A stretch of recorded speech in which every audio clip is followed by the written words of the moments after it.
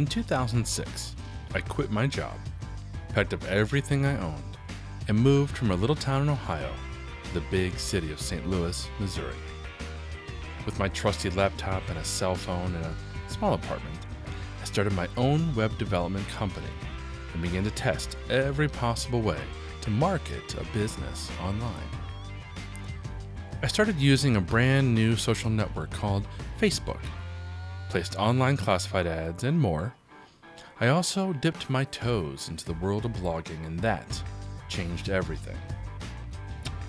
From the very beginning, blogging to me was a way to simply share helpful, interesting content that potential customers would find and read. While the original bloggers were simply creating personal journals online, that was never my intent. Instead, I was unknowingly exploring the strategies and tactics of content marketing. Different from pure blogging, content marketing is about creating content and using that content to get your business in front of audiences in a way that educates them and establishes you and your business as an authority they can trust. The content can be in the form of blog posts, articles, white papers, FAQs, videos, and more, and also incorporates social media marketing, email marketing, and search engine marketing. Once established, an effective content marketing system will drive business discovery, funnel targeted prospects, and convert them into customers. While blog posts may be just one type of content, they're the most common and easily produced form, so that's a great place to get started. Hello, I'm Mike Alton, and today we're talking about blogging best practices.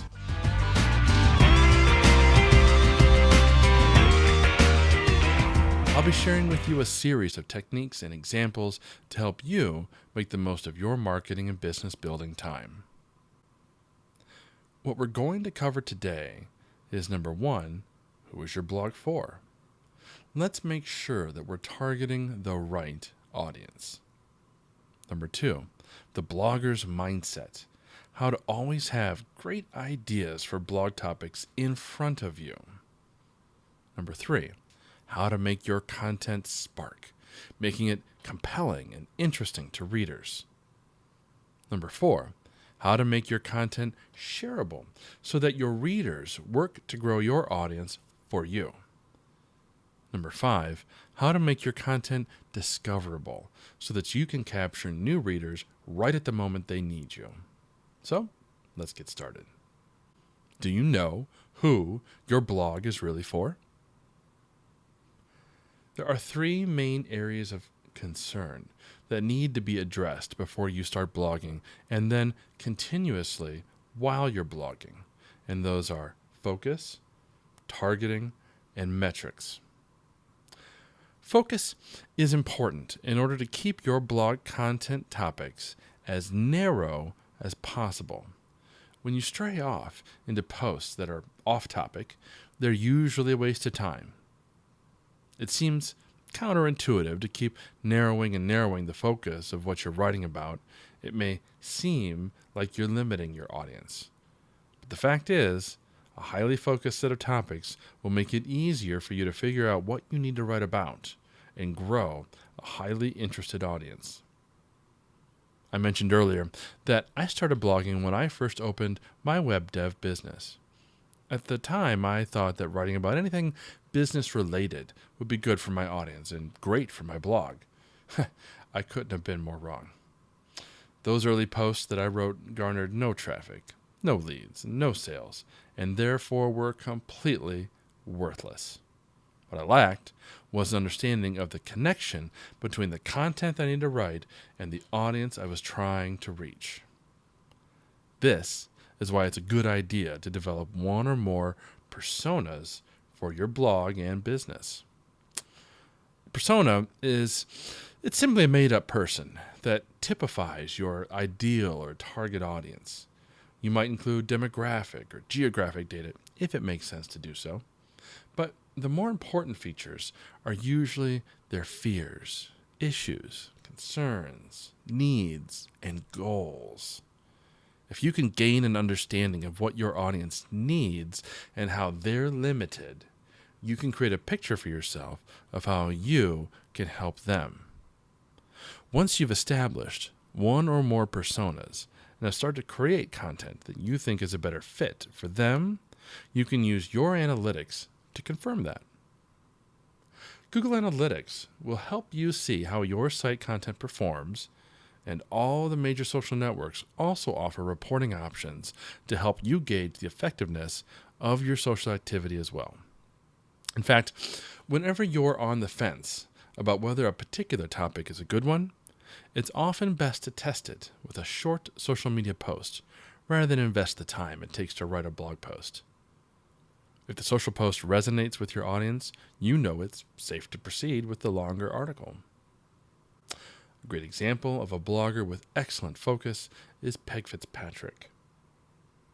Peg is a marketing consultant and speaker, so she's targeting small to medium business owners and brands with her content. She knows that by sharing detailed articles about various aspects of social media marketing, she can position herself as an authority. She also knows that the people interested in her content will, for the most part, be too busy to read all of her articles. There will always be people who need more help than you can provide in a blog post and will be willing to pay for your expertise.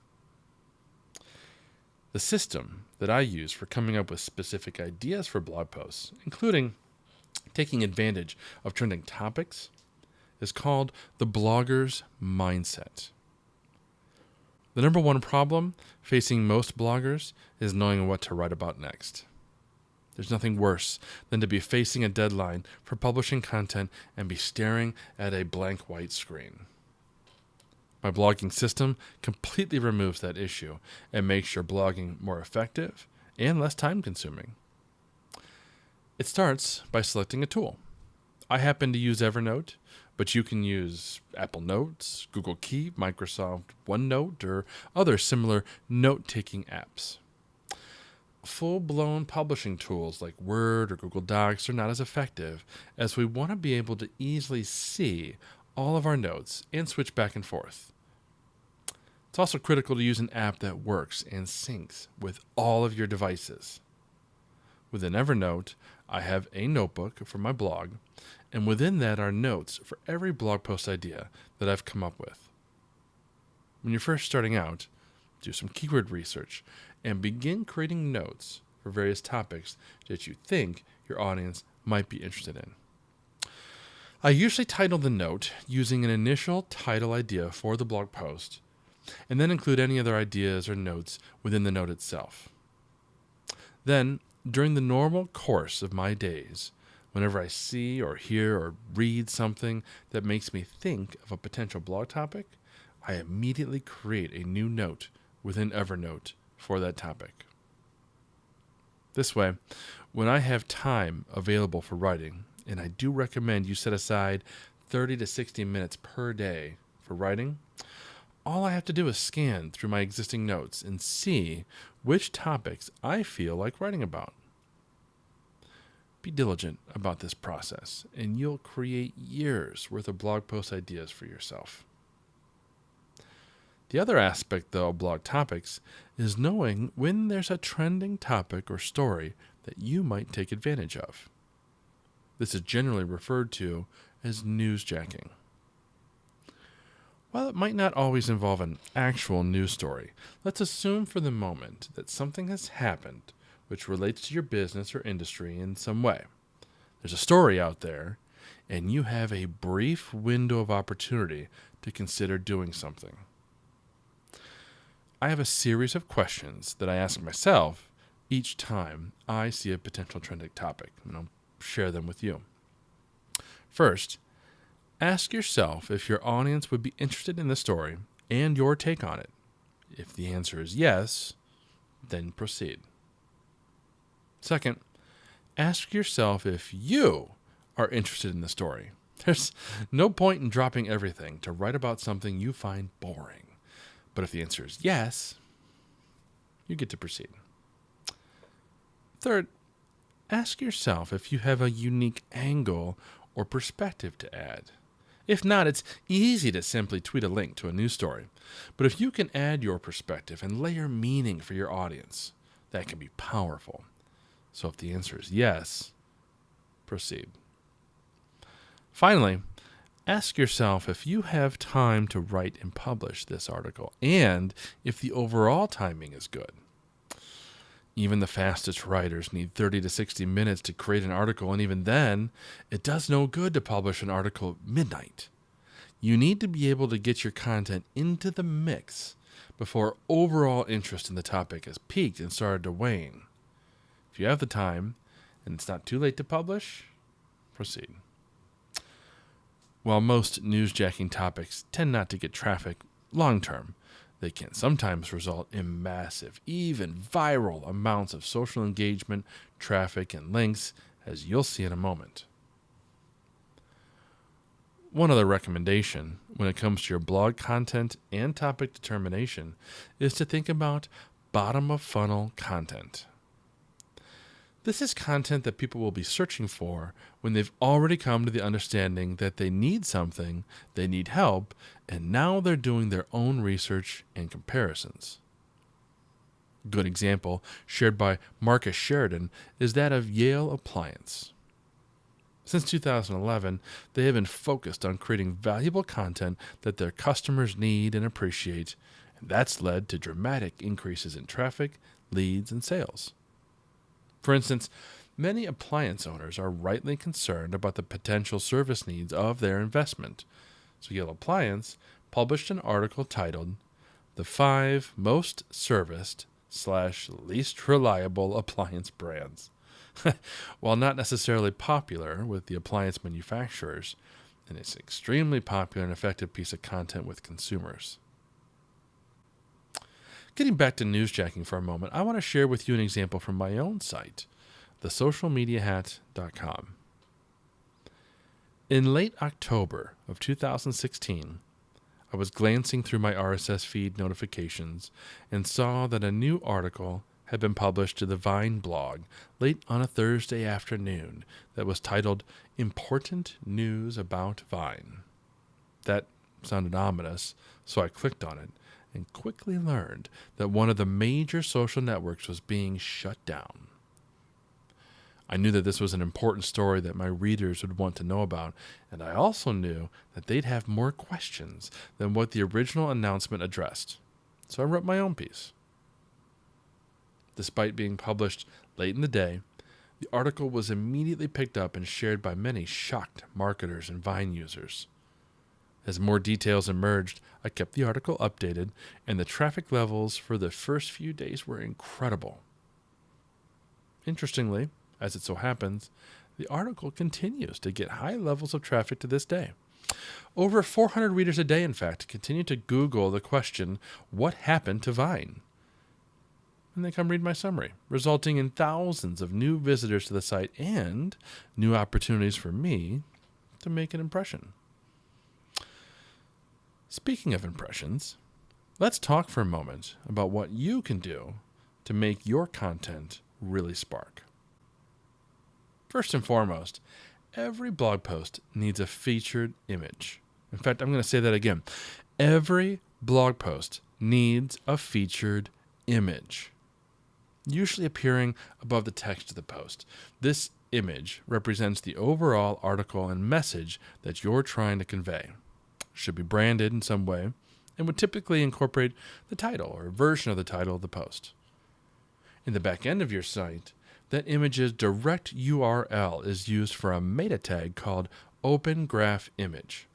Now, Open Graph is simply a set of tags that provide specific pieces of data to supporting platforms like Facebook. In this case, we want to make sure that we use Open Graph Image so that whenever anyone shares your posts to Facebook, Twitter, Google+, or LinkedIn, the correct image is displayed in the link preview.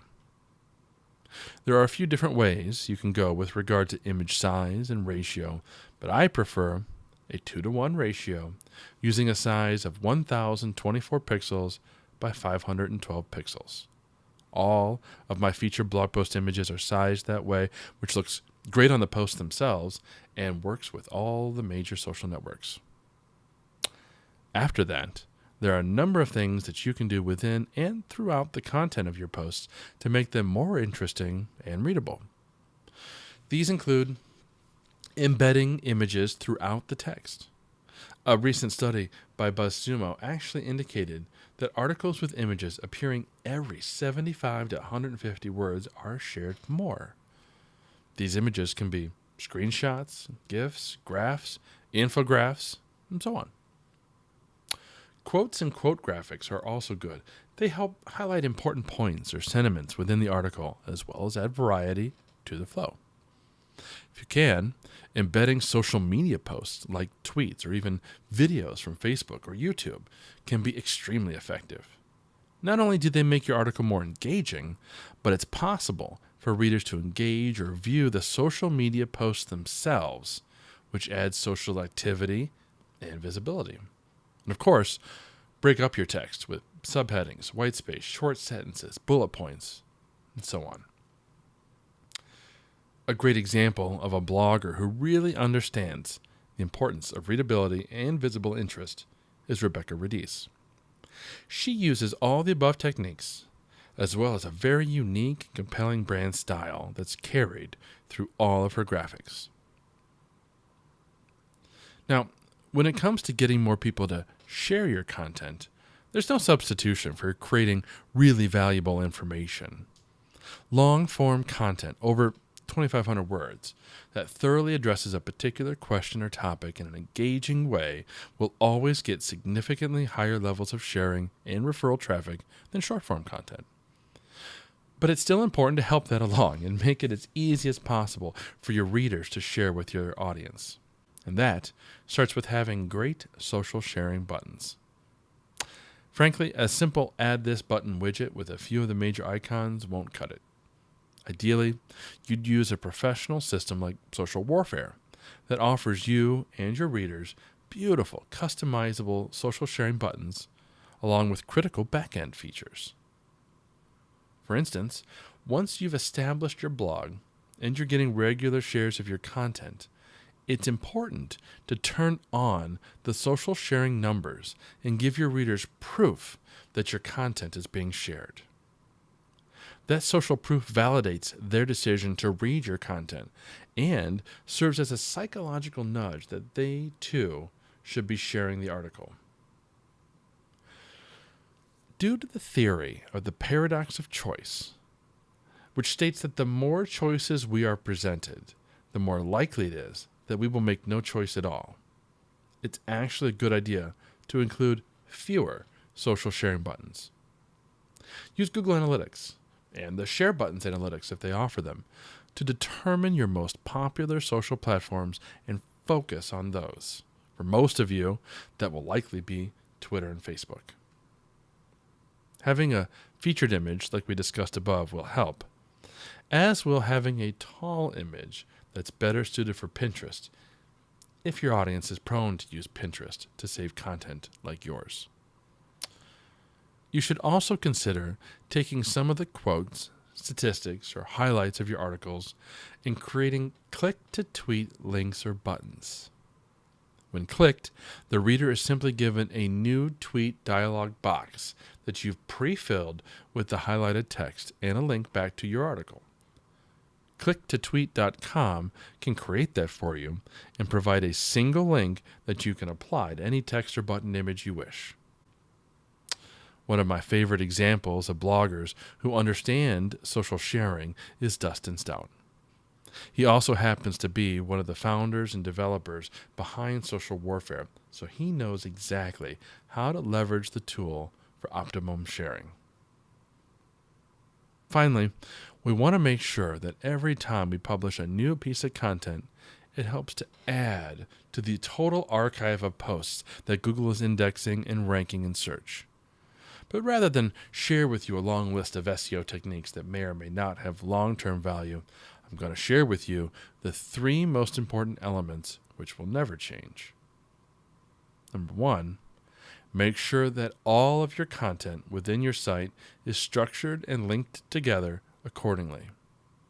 If you're blogging about Facebook authorship, for example, and have 4 articles on the topic, you'll want to make sure that you find ways within your new 5th article to refer back to some or all of the older posts and link to them. This is called deep linking and is a common technique to get people reading more and deeper into your site.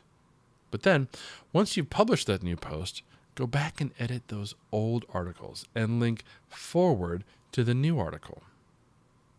This interlinking of related articles gives readers more opportunities to find and read more of your content, which increases your time on site metric and decreases your bounce rate, all positive signals to Google. The links also ensure that search engines are able to find and index all of your content. Number 2, do your homework. Using research tools like SEMrush or Solo Build It, you can get a better sense for what keyword phrases your target audience is actually using and what the competition is really like for them. There's nothing worse for a blogger than to spend months creating content that is nothing more than our best guess at what people want to know about. And number 3, as I mentioned before, write long-form content. While not every post has to be 2,500 words, the more the better. In fact, it should be a goal for most businesses and bloggers to create a piece of epic content, 10,000 words or more, once per quarter. If done well, these epic posts will become the pillars of your blog, resulting in massive amounts of organic search traffic. A great example of this is Andy Crestodina's annual blogger survey. Each year, Andy puts together a series of questions and presents them to over 1,000 other bloggers. He uses this original research to create a tremendous amount of data and insight into the current state of blogging. His published research is able to answer questions he knows people are searching for, as well as provide ample opportunity for links and inbound referral traffic. Now, I hope this presentation has provided you with greater insight into the world of blogging and content marketing. If you have more questions, you can find me on Twitter at Mike_Alton or at thesocialmediahack.com. Thank you for your time.